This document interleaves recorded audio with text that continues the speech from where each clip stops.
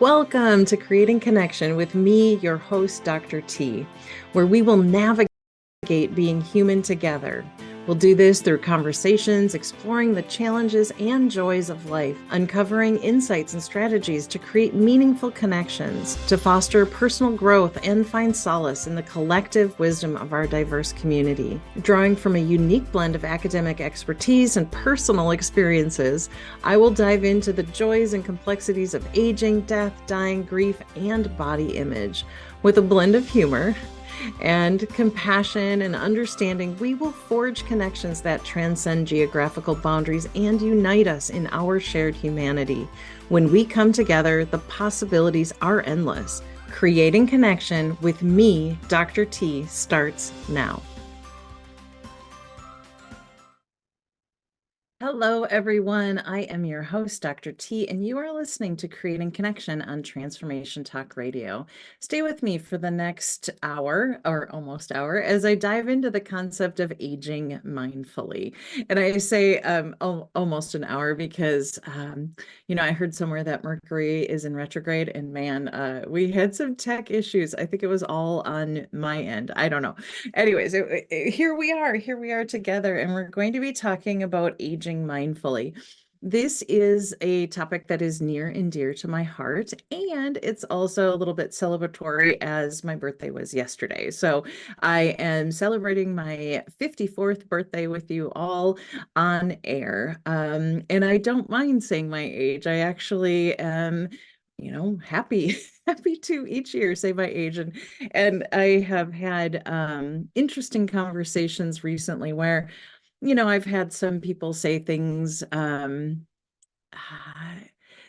rub me the wrong way as far as like how I talk about aging and how I thank you, and how I think about aging.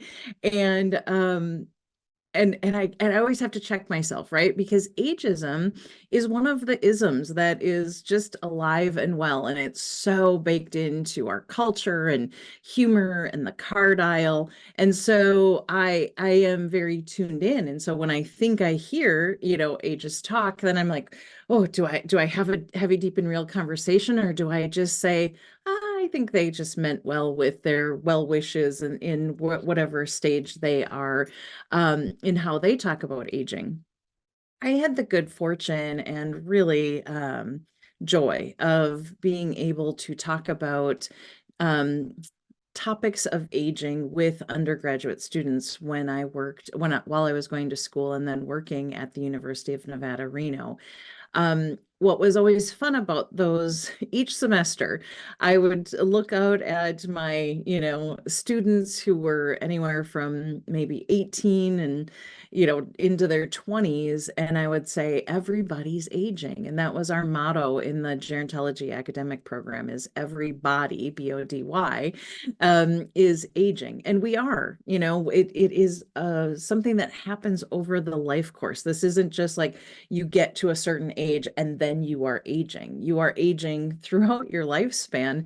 And it's usually celebrated differently when we're younger, right? I remember, getting to double digits. So going from 9 years old to 10 years old. And that was so cool. And then we have these mile markers of, driving is 16, voting is 18, drinking is 21, depending on where you're living. And so there were these, like, I want to get older. And my grandma, I remember, she used to say to me, she was one of the only people that called me Terry into my adulthood, but she'd say, Terry, don't wish your life away, stop focusing on, that. And she said, time's going to go faster as you get older, which oddly, it does feel that way. It's like, wait, what happened to this past year? What happened to this past week? And I don't know the process of that. I'm sure there's some really smart explanation, but I do think of my grandma as we talk about that. I have had the good fortune again of being surrounded by people who lived well into their 90s before they passed. And so for me, I think that gives me a different viewpoint of aging. At 54, I feel like I'm halfway through my life, maybe a little less than half. I fully hope to live well into my 90s.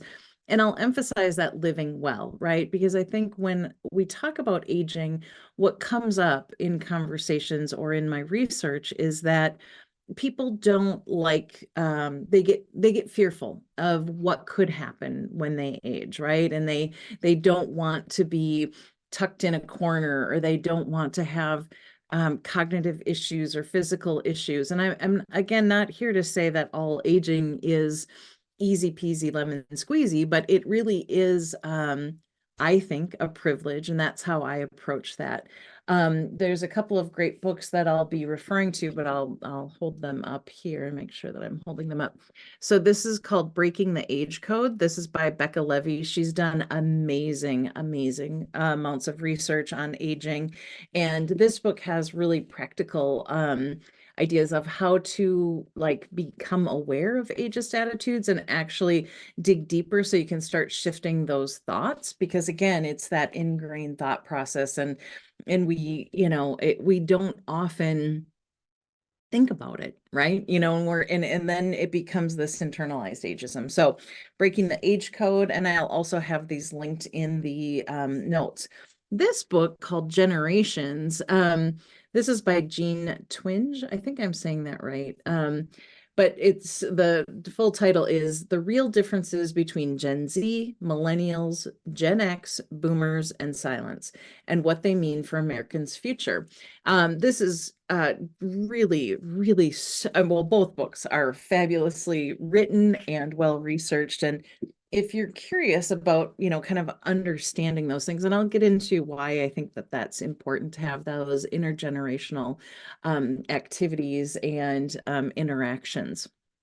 Okay, so going back, let's start with what is an age stereotype?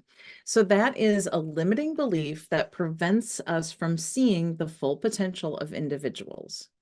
A limiting belief that prevents us from seeing the full potential of individuals. And then, we can think about, is it time to move past these outdated notions and then recognize the unique contributions that people of all ages can bring to the table? I'd love it if we could embrace diversity and inclusivity by acknowledging the value of every individual, regardless of their age. So this is really a call to action to break free from the narrow-minded thinking and open ourselves up to new possibilities. And I would love it if we were creating a world together where everyone's valued and respected for who they are, not how old they are. And then I just want to talk a little bit about ageism. So ageism is stereotyping and discrimination based on a person's age. And so that is making assumptions that all members of a group are the same. And you might even think that, or maybe after we have this conversation together, maybe you'll start being aware of your language when we say, all older people are this, or all younger people are this, because it goes both ways. It is, it also can work against the youth. And my college students and I would have such fabulous, rich discussions where, as young people, they would feel kind of that hit of ageism when they would talk to their family, and their families might say, oh, you're too young to understand. You don't get it. You can't get it. You don't have the experience. And these students would be like, I do have some value and contribution. I had one amazing student, and she was a manager at a store, but she had a very youthful external external anyways, she looked she looked really youthful. And so people would come up to her and they'd say, I want to talk to a manager. And she'd say, I am the manager. And she would get pushback really, really, which, because again, it was looking at someone based on their appearance and making a judgment. And we can do that, with older adults too. Oftentimes, it might be glasses or silver hair, although that became, I don't know if it's still in, but I know for quite a while on campus that dyeing your hair white, silver was kind of in, but I have been out of that realm for a year. So maybe it is, maybe it's not. So anyways, but if it's natural, and I just saw a great quote by someone saying like, well, why can't I embrace my hair? I think it looks beautiful, but we're told these messages of staying and remaining youthful and trying to look that way, which I'll get into in a second. But so ageism, so it's the assumption that all members of a group are the same. It comes in, it's institutionalized, it's institutional, it's interpersonal, and it's internalized. And what I'm really going to be talking today about is like that internalized ageism, because I think that is real sneaky, and then it impacts us in negative and challenging ways. And so, just some little facts here. In the past century, human life expectancy has increased nearly twofold, exceeding the number of years added in all prior millennia combined. So what does that mean? It means that, back in the day, people were we didn't have healthcare, we didn't have technology, we didn't have so many things. And so people they didn't live very long. They didn't live into old age. And so we're relatively new at this whole being old, getting old thing. And the jokes that we start telling in the 30s, maybe it starts then of the over the hill, really then has decades to marinate. And so then if you are lucky enough to make it into your 70s, 80s, or even 90s, there's this kind of real gloom and doom messaging about that. And so this is bringing it to awareness, and we'll talk about it. And it's nothing to judge. It's going back to, again, mindfulness.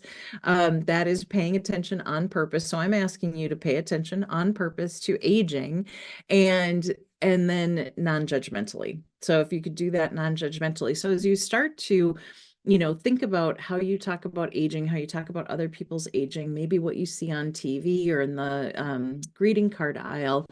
I don't want it to be like quick to judgment, like, oh, I shouldn't be doing this, but just notice, just go like, oh, that's interesting. When I talk about aging, or how I talk about this is really impacting how I think about my physical body, other people's physicality, all of those things, so that we can kind of shake this up and switch this up. Another book that I have listed that I don't have here on my stack is a book by Ashton Applewhite. She is amazing. She has a website, and one of the pages is, yo, is this ageist? So you can actually write in and say, is this ageist? And just scrolling through, you can be like, oh, that, however Ashton responds, you can be like, oh, I hadn't thought that that was ageist. That's really interesting. So her book is called This Chair Rocks. And she talks about the fact that aging isn't a problem to be solved or a disease to be cured. And it's not just something that old people do. It's how we move through life, and more of us are doing more of it than ever before. And so we want to say, like, how can we make the most out of this extension into aging? And again, people are pretty clear that if they can age exactly as they are right now, then that's fine, if there's no issues or challenges. But again, aging is across the lifespan. I believe we talked about it with Heather Haslam and her passion for this, and knowing that, the choices we make today are impacting our future aging. It's also important to know that, no day is promised, in which we talked about that with grief. And so, how do you strike that balance between, living life to the fullest as it is now, and also working towards having a healthy and happy future? One woman recently that I talked to in my research, she said, she was talking about her and her husband as they were aging, and she said, we did everything right. We did everything right. And here are the physical symptoms that we're having that were out of the blue and unexpected. And so, layered upon the challenges that she and her husband were having with aging, was this idea of, we did everything right. And so there's an expectation of how things should be. And again, there's so many things outside of our control. And that's where, for me, there's more ease as I invite meditation and mindfulness into my life, because I can meet things as they are, as they're coming to me, rather than wishing they were different or thinking they should be otherwise, which can add and cause a lot of suffering. And so that's where I'm getting to this mindful aging. But think about attitudes that people have towards older adults. You can see it in movies. This is dated, but it was a real popular movie, Grumpy Old Men, Grumpy Old Men. I don't know. It was filmed in Minnesota. And I watched it back in the day and laughed about it. And yet now that I look back, I'm like, oh, it really is perpetuating the stereotype that older adults are grumpy. And then there's stereotypes that there's, the illness that I've talked about, that people are incompetent. And maybe there's like this kind of step aside or move aside, retire from jobs and make room for the younger generation coming up. And when people are aging, and they're aging maybe with more health than they have, people might not want to retire, and they might want to still maintain that, and I use that word still, interesting. I'll get into that in a second, but they want to maintain their sense of purpose and their sense of contribution, and that it can be confusing, especially if your whole life was towards work. So there's also this positive ageism, right? There's tax breaks, there's discounts, there's housing programs. And as far as discounts go, I remember when I turned 50 and I got my AARP card, and I was like, oh, okay, well, this is starting. I'm 54 now. I have yet to use it. But what I found out, and what I think is awesome, is you don't have to be a certain age to have an AARP card. You just have to pay whatever the membership fee is. So if you're looking for art discounts, you too at any age could get those if you'd like. And so there's also this idea that we're, kind of, and I talked about this in the grief episode, but people are kind of motivated to maintain a distance from reminders of mortality, right? And we also celebrate youth culture. So there's this real focus on celebrating youth culture and kind of like, oh, I don't want to think about my mortality. And older people as well, they disassociate from being old. My grandma, she lived in an apartment, and it was geared for, however old plus. I don't really remember. But she used to talk about, she's like, oh, I hate being around old people. They talk about is their aches and pains and their pills. And she just really, resisted that. She loved going out with me and my friends. We loved having her out with us. But that was also, she wasn't disassociating from her age. She never talked about being, 29 for the 50th time. Is that right, math? Anyway, it's not. Oh, maybe. Okay, stop. I love every time I try to do math and it just like puts the brakes on so hard. Anyway, sorry for that. Anyway, so she wasn't necessarily saying that she was rejecting her age, but what she was rejecting was the stereotypes that she was seeing played out of people focusing on the negative aspects of aging. So I would love it if we shifted that narrative so that when we talk about aging, it's in a more like lively or enlivening way, where people are maybe curious about different stages that people are in, or that themselves are in, and that we explore the stories that we tell ourselves about aging. And really, age is social construction. I mean, we say, okay, I was born, and then, I'm a year old, and so on. So in that way, it's how long have you been physically topside on this planet? But it really does, we have different meanings towards it. What is revered, and what is there, what is the focus? You might even start, as you start thinking about this topic a little bit more, is that you might see that there's really a biomedicalization of old age. So it's this, wanting to stop the clock, it's wanting to fight aging, it's wanting, yeah. And so those languages, right? Stop the clock, fight aging. It's something that's genuinely happening in our lives. So why are we, fighting against it. So again, youth culture is valued, and we have these stereotypes. And so if someone looks a certain age, the stereo might be like, oh, you're incompetent, so I can't trust you with this. Or looking at a young person saying like, well, you should know everything about technology because you're young, and some people don't. And then looking at someone who looks older and thinking that they can't use technology. My friend Virginia, she is 97, and all throughout all of the decades I've known her, this person has kept up with technology, and she can FaceTime, and sometimes better than I can. And so staying connected was important for her. And so throughout all the changes in technology, which is really actually kind of the through line in this generations book, she focuses on technology as how it shifts perception, or how it shifts generations, which is super fascinating. But so Virginia even she was born in the silent generation. I'll talk about generations here in a second. And she's kept up with technology right along, shopping online and all of those things. So we notice when you make assumptions about yourselves or about other people. Notice how you're talking. Ashton Applewhite, again, she has a great TED Talk you should check out.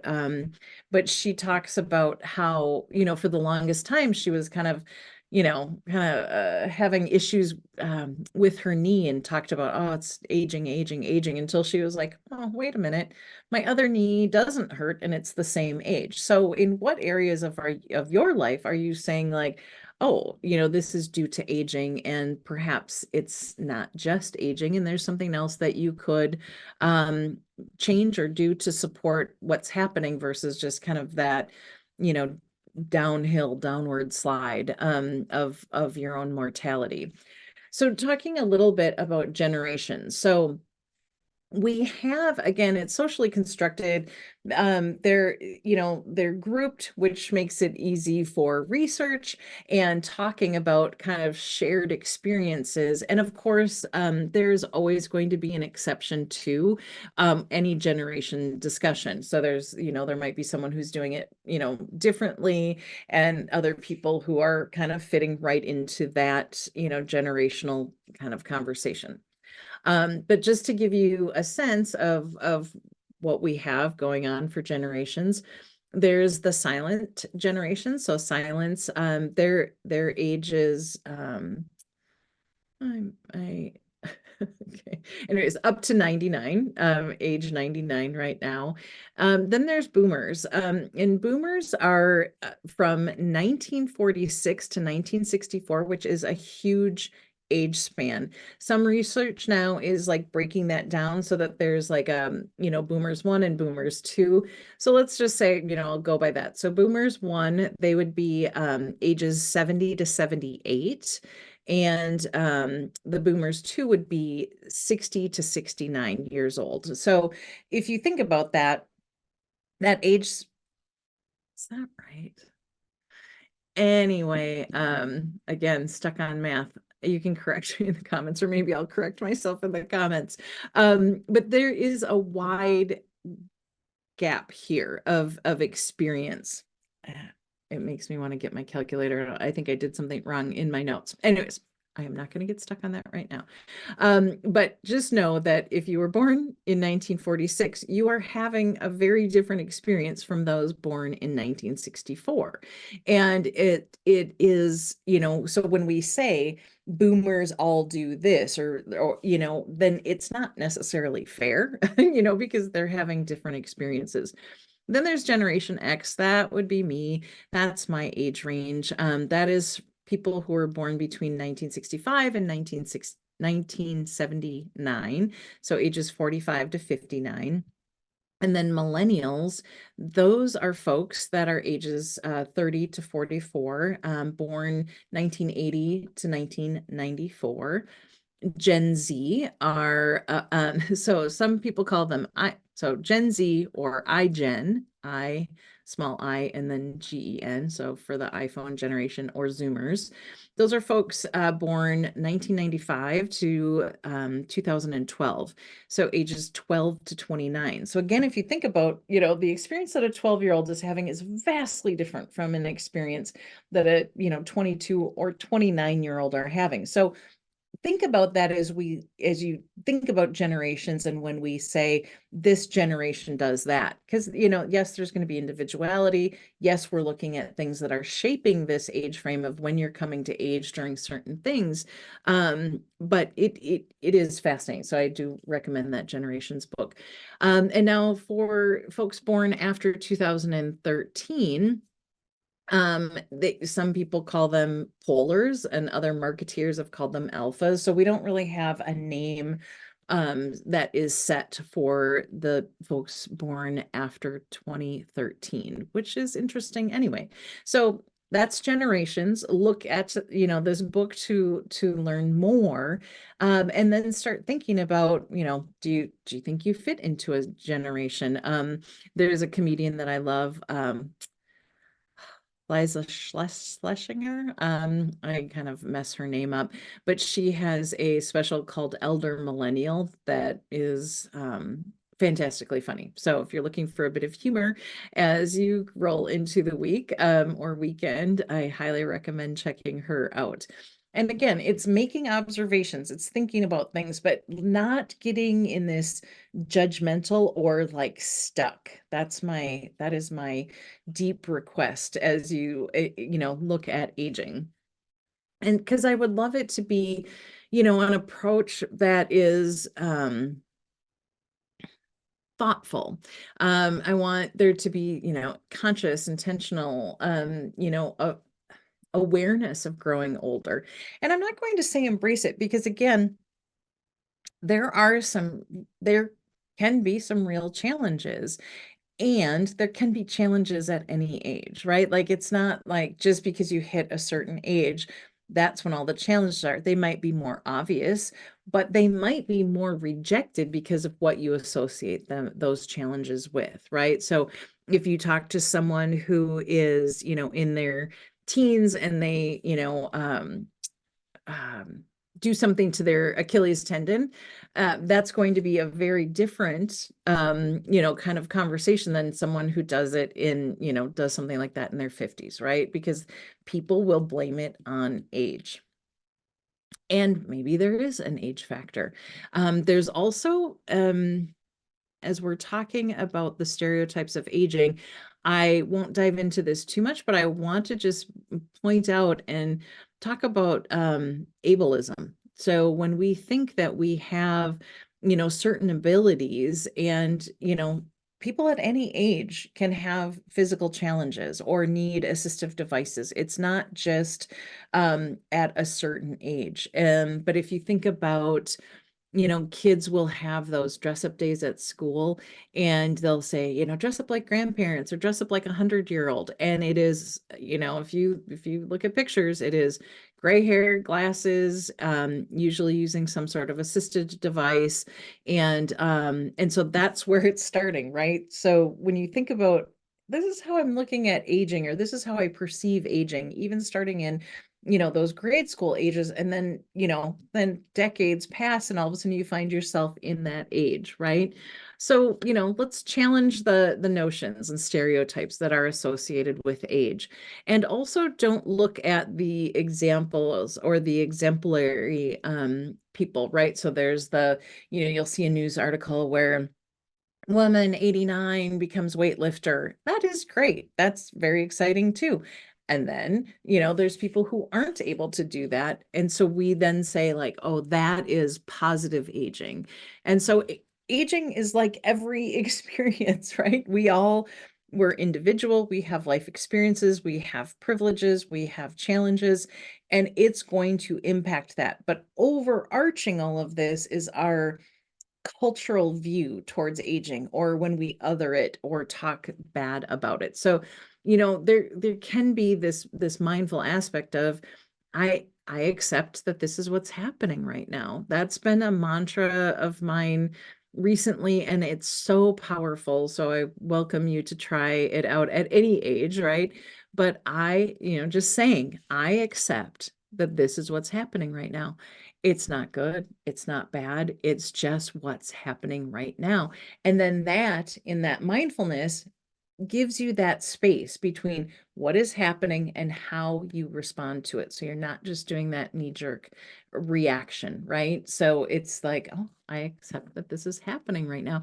And just see if that, oh, I mean, don't take my word for it. Try it out for yourself. If there's something going on, you know, and just saying, I accept that is what's happening right now. Earlier today, I wasn't very calm when I could not figure out my audio. Again, it was on my end. And I just thought, isn't that interesting? I just got flustered. And so instead of pausing and going like, this is what's happening right now, I'm like, why is this happening right now? Oh my gosh. And we worked it out, and here we are together. So it just paying attention. And if you could do it with a little humor, bonus. Okay. So back to aging. So there can be, also an idea that if you are old, you're wise. And yes, you may have decades of experience, but you might not have learned from those experiences. So just because someone is older does not automatically mean that they are wiser. Because and also if you're young, it doesn't mean that you can't be wise. I've met some, really amazingly wise and grounded and centered younger people. So again, we kind of say that and we'll dismiss someone who's younger, or we might say, oh, if you've lived this long, you're wise. It's not necessarily. Becca Levy also has a quiz that you can take just on her website. It's, anonymous and gives you an immediate result. You don't have to give in any information, but I took the quiz and I, just before I got on here, and it says, you have an image of aging that is more positive than about 75% of Americans who took this quiz, which I was like, really, not 100%. No, I don't know. I don't know if I just wasn't at the extremes, but you might want to take that quiz. There's also, you can check your age bias. I'll put it in the notes because I'm blanking on it right now, but it's like a Harvard, it's bias. Anyways, now I'm not going to waste our time trying to figure that out right now, but I'll put it in the notes. And so as we're talking more about this, I want to say, there's terms. So how are we talking about older adults, right? There's words like senior, older adults, elderly, elder. And when older adults are surveyed, they usually say they'd prefer to be called their name. So if you're working with someone individually, maybe talk to them, using their name. And the most recent poll that came out is they preferred to be called older adults. I really like the term elder, but that is not commonly used. But to me, that signifies, I don't know. It feels respectful. I like that as a term.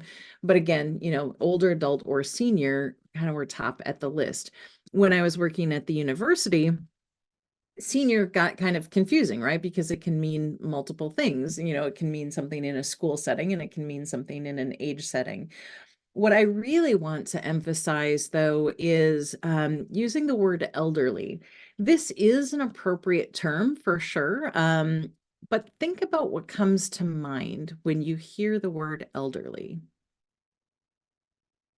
It's usually someone that's pretty frail and maybe feeble and unable to do things. So when we blanket term, older adults as elderly, there really is this connotation of something that can happen as you get older. I mean, I've met many frail older adults that you could call elderly, but that it doesn't really vibe for the most of them. So think about how you hear that word used and when it's used, and if you're using it, and just know that research is supporting that people of a certain age would rather be called senior or older adults.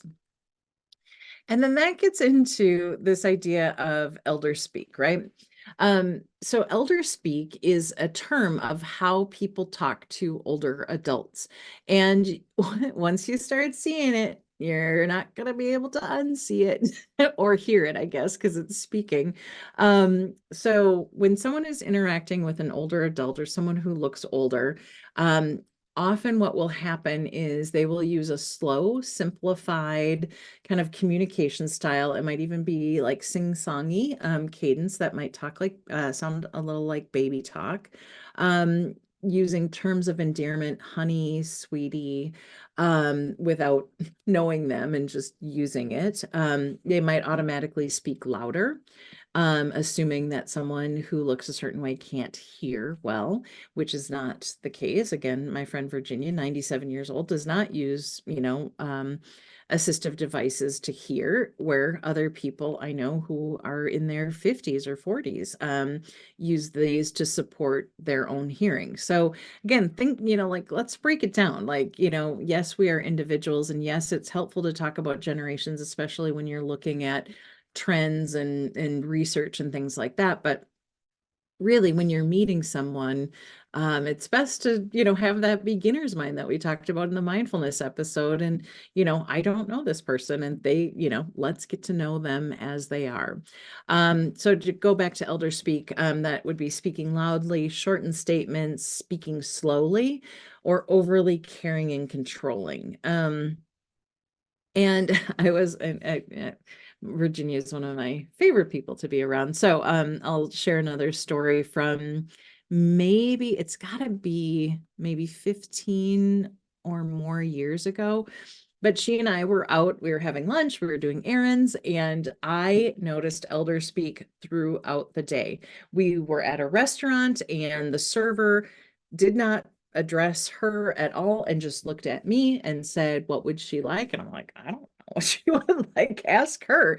And then we went to the bank where someone was like, "Oh, honey, are you having a good day?" And then I think we were at Macy's and something similar, another, I don't know what it was, talking loudly or something like that. And after we, on the way back to her house, we had this conversation where I pointed it out to her, which of course is shattering the glass. And then she saw it all over the place. And still to this day, she'll say, "Oh, I was out with so and so, and yeah, the waiter didn't even look at me." And so there's an awareness there. And so when you approach someone that looks a certain age, maybe pause, take that breath and go, how can I approach this individual as a person? Something that my students would say at the end of the semester, which was fabulous. I loved it. Excuse me. They would say, I'm sorry, I'll go back. During the course of the semester, the students would have an intergenerational activity. So they would get to know older adults, whether it was doing service learning at, with an exercise program that catered to older adults, or maybe working in an assisted living in doing their service learning there.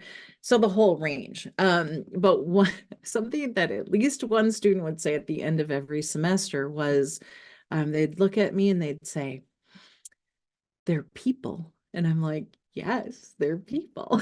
And so again, when we set people aside, we don't kind of embrace their individuality, or that they are people. And so, just notice how you're approaching it. And if you kind of fall into elder speak when you see an older adult, and again, don't beat yourself up or judge yourself about it. This is a practice, absolutely, like all things in life, right? When we're trying to do something different, it doesn't necessarily just come with ease. Um, so again, marketing towards anti-aging and anti-aging products is billion-dollar industry worldwide, and it really is focused on maintaining that, stop the clock, or anti-aging beauty products. There's a couple places that I like their products, and they talk about they title them anti-aging, and And I've actually asked them and said, why is that? And they said, really, because that's what people search. And so they use that, anti-aging, even if they are, pro-aging as a company and they just want to support you having healthy skin, that it just really becomes about, wanting to stop the clock and not, how not to look old. So, and there's a cost to that too, right? There's, we've talked about acceptance and with the body and self-compassion. But when you're getting these messages, and I will say, especially strongly for women, that they are not valuable after a certain age, it can be really hard because you want to keep up and you want to be not invisible. And it can happen where, people are just not seeing or paying attention to you in real ways because of your age or your perceived age. And so I do want to say that, how we talk about older adults today, it really does impact how we view ourselves in the future as we age. And there's some fascinating research that Becca Levy talks about that talks about this idea that if we are, for people who are pro-aging, or they feel like it's a privilege, or they see it as neutral or whatever, they're they actually live 7 years longer than people who are really, have a negative perception of aging. It's 7 to 7.5 years longer that they live on average. So positive self-perception on aging lived about 7 to 7.5 years longer than people who had negative views on aging. Now, I have had people push back and give me the funny statement of, well, if I already don't want to age, I don't want those 7.5 years. And so, that could just be, that's an interesting thing to think about, at least is for me. Ageist views can lead to poor mental and physical health. So again, and I know I've told this story before, but when you attribute things to just aging and this kind of negative thing, you might not go to the doctor. You might not advocate for yourself when you're at the doctor, because doctors too have their age biases. And so when you go to the doctor and they're just like, well, you're a certain age, of course that's going to hurt, and they, then you would have to say and advocate for yourself. No, I'd really like to look into this. I, had a doctor years ago who looked at me and they were like, well, your knee hurts because of, the excess weight you're carrying and your age. It's arthritis. And I was like, I would like to know for sure.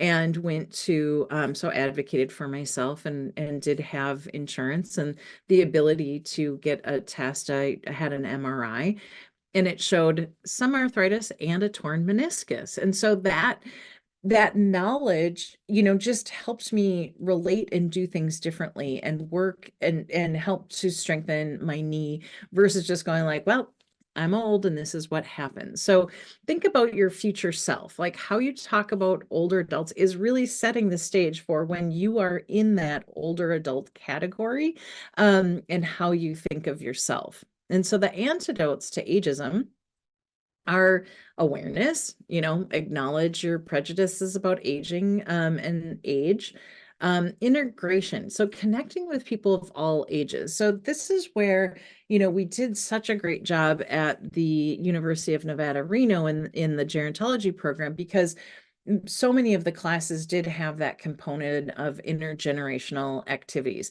And that works on both ends, right? So as I talked about in the beginning, older adults can have ageist attitudes towards young adults, and young adults can have ageist attitudes towards older adults.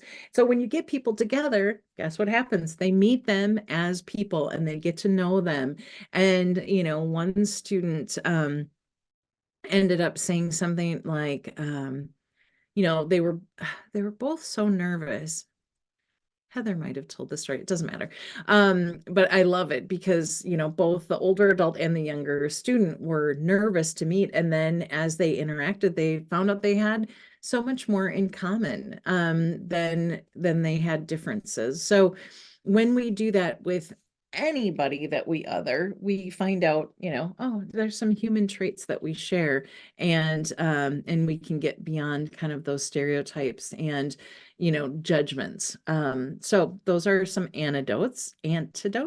Now that sounds weird in my mind. And so, okay, as we're talking about moving forward with this, right?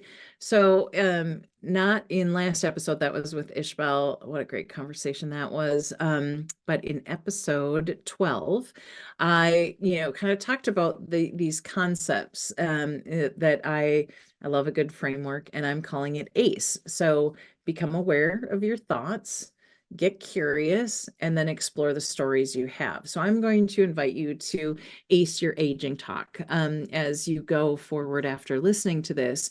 So become aware of your thoughts towards aging. Get curious about them and maybe notice, is this something that I am fine, liking or not liking, or do I feel neutral about it, or am I judging something? So get really curious and then explore the stories you have about aging. Maybe, like one of my students, they thought that they were, I had mentioned that I think I'm, midway through my life, maybe.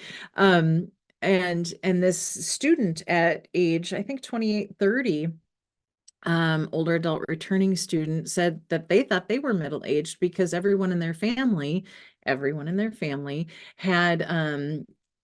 died in their 60s.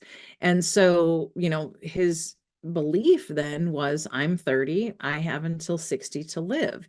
And again, I've been lucky enough to be surrounded by people who live well and live well into their 90s. And so for me, I'm like, well, yeah, I'm going to live well into my 90s. I don't know that for sure. But that is my mindset. So that's a story that I have about aging, right? And so you don't necessarily have to, it might not be negative or positive, but just start exploring, what are your stories? What do you say when someone's older? How are you, just notice how you're talking, so this is the action item, right? So ace your aging talk, aware of your thoughts, get curious, and explore the stories that you have about aging. You can also go to my website. There's free downloadable meditations and practices. I also have a befriending the body bundle that you might find interesting, especially if you're having some challenges with how you think and act towards your own container, right? This thing that helps you live life and experience life. We can be pretty darn hard on ourselves for that. And for folks in Minnesota, I would love it if you would join me on June 6th from 6 p.m. to 7:30 p.m. at Align Optimal Wellness. I'll be doing an in-person workshop on mindful aging. So I would love it if you could join me there. I will have their website linked in the show notes as well. And so this is it's a process. Again, I love this stuff because, if we're lucky enough, we are aging. Not everyone gets to an advanced age. And so I do see it as a privilege. And I also see it as a way to relate to people around us. So, just start paying attention to that. And if you're hard on yourself, or if you realize like, wow, I really, I really say a lot of ageist things about my own body or about other people, again, don't get into judging. If at all possible, just notice and just become aware and see, like, does that make you feel good? Does it make you feel bad? And I'm not saying don't make jokes, because there are things that can be funny about aging, that you talk about with your friends. But as a general rule, can you reframe the way that you talk about aging? And I really just am so words. I just thank you all for tuning in to Creating Connection with Dr. T. I'm grateful that you choose to spend this time with me, and I would love it if you would reach out with any questions or comments or show ideas. And just want to say thank you so much for sharing my show with other people. Join me on the first and third Wednesdays of every month at 1 p.m. Eastern, 12 p.m. Central, and 10 a.m. Pacific. And until then, take good care of yourselves and others. And I'll see you back here on April 17th when I will be talking about stress and burnout. So thanks for being here. We'll see you then.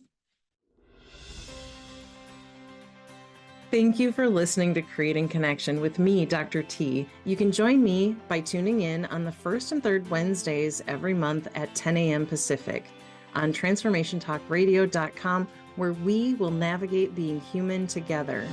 Being human means that we all have a body, and we will all experience loss, grief, and aging if we're lucky. Let's join together on this journey of exploration, support, and mutual learning. I love bringing people together, and on Creating Connection, we are a conversation away from understanding another person and, quite frankly, ourselves. For more information, visit ccwithdrt.com.